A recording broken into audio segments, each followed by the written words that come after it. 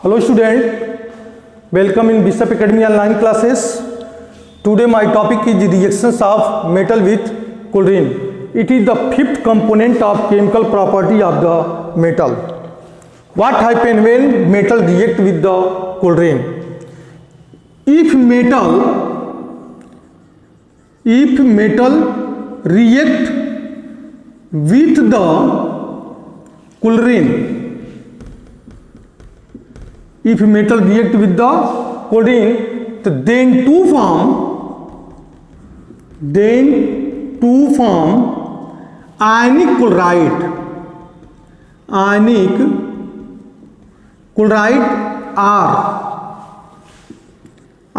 metal chloride. Two form ionic chloride are metal chloride.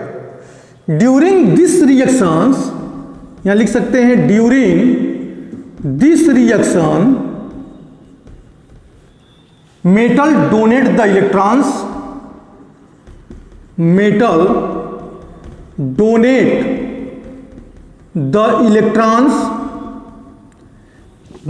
And chlorine accept the electron, and the nature of this compound and the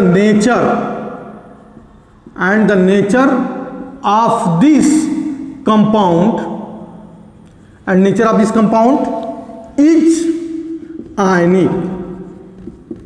इस compound का nature क्या होगा? आयनिक होगा. For example 2Na plus Cl2, then 2 form 2NaCl. ठीक है.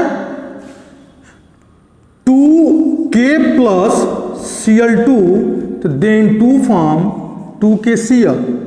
Ca plus Cl2, then 2 form CaCl2. Okay. Mg plus Cl2, then 2 form MgCl2.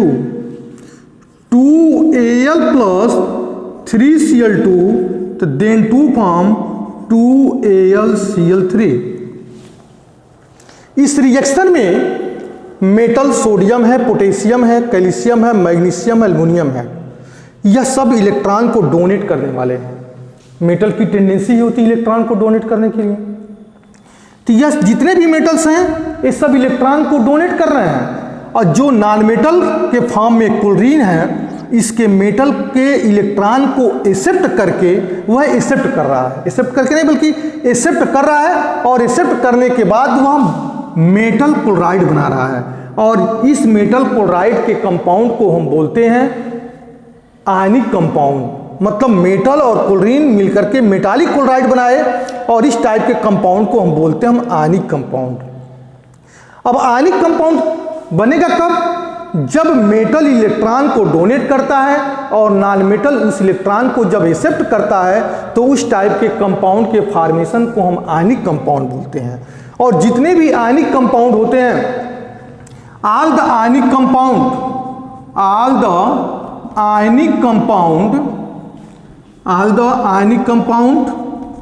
have high melting point and high boiling point. High melting point and highly boiling point होता है. जितने भी ionic compound हैं, ionic compound, उनकी melting point और boiling point क्या हो जाती है? ज़्यादा होती है. क्योंकि इनकी मेल्टिंग पॉइंट और बॉइलिंग पॉइंट ज़्यादा क्यों होती है? क्योंकि इस कंपाउंड में एक इलेक्ट्रोस्टैटिक फोर्स डेवलप होता है. इलेक्ट्रोस्टैटिक फोर्स डेवलप कब होगा? जब एक मेटल इलेक्ट्रॉन को डोनेट करता है और दूसरा नॉन मेटल उस इलेक्ट्रॉन को एक्सेप्ट करता है, तो इस पर चार्ज डेवलप हो जाता है. चार्ज डेवलप होने का मतलब एक कैटायन का चार्ज बनाएगा और दूसरा किसका बनाएगा? एनायन का चार्ज बनाएगा. जैसे इसी कंपाउंड में सोडियम पे प्लस चार्ज हो जाता है और क्लोरीन पे निगेटिव चार्ज हो जाता है. तो प्लस और माइनस चार्ज के बिटवीन में एक इलेक्ट्रोस्टैटिक फोर्स होता है, मतलब यहाँ पे एक जो फोर्स डेवलप करेगा वो कौन सा फोर्स होगा, इलेक्ट्रोस्टैटिक फोर्स होगा।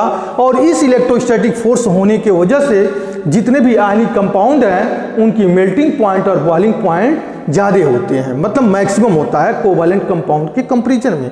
कोवैलेंट कंपाउंड सिर्फ नॉन मेटल कॉम्बिनेशन करता है तो कोवैलेंट कंपाउंड बनता है, और कोवैलेंट कंपाउंड में जो फोर्स होता है वह वीक वांडर वाल फोर्स होता है, जबकि आयनिक कंपाउंड में इलेक्ट्रोस्टैटिक फोर्स होता है। इसलिए जितने भी आयनिक कंपाउंड होते हैं उनकी मेल्टिंग पॉइंट और बॉइलिंग पॉइंट ज़्यादा होते हैं कोवैलेंट कंपाउंड के नेचर में। Is that clear? तो इसमें इस टाइप के कंपाउंड को हम इलेक्ट्रोलाइट कहते हैं, और यह इलेक्ट्रोलाइट इसलिए है क्योंकि इनके मोल्टेन स्टेट में भी इलेक्ट्रिसिटी पास करेगी, और साथ साथ अगर इनका एक्वस सोल्यूशन बनाते हैं, एक्वस सोल्यूशन भी बनाते हैं तो उसमें तो इलेक्ट्रिसिटी पास करवे करेगी। लेकिन अगर इनको मोल्टेन स्टेट में अगर लेते हैं, जैसे सोडियम क्लोराइड को हाई टेम्परेचर पर हमने हीट कर दिया, जब हाई टेम्परेचर पे हमने हीट किया तो ये किस में टूट गया, Na पे प्लस चार्ज और Cl पर माइनस चार्ज, यानी NaCl break into the Na पे प्लस चार्ज एंड Cl पर माइनस चार्ज। तो कैटायन और एनायन होने की वजह से इसमें क्या प्रोड्यूस हो सकता है, इलेक्ट्रिसिटी प्रोड्यूस हो सकती है। तो हम कह सकते हैं कि जो मेटालिक क्लोराइड है या आयनिक क्लोराइड है वह इलेक्ट्रिसिटी का एक गुड कंडक्टर भी होता है। Is that clear? That solves.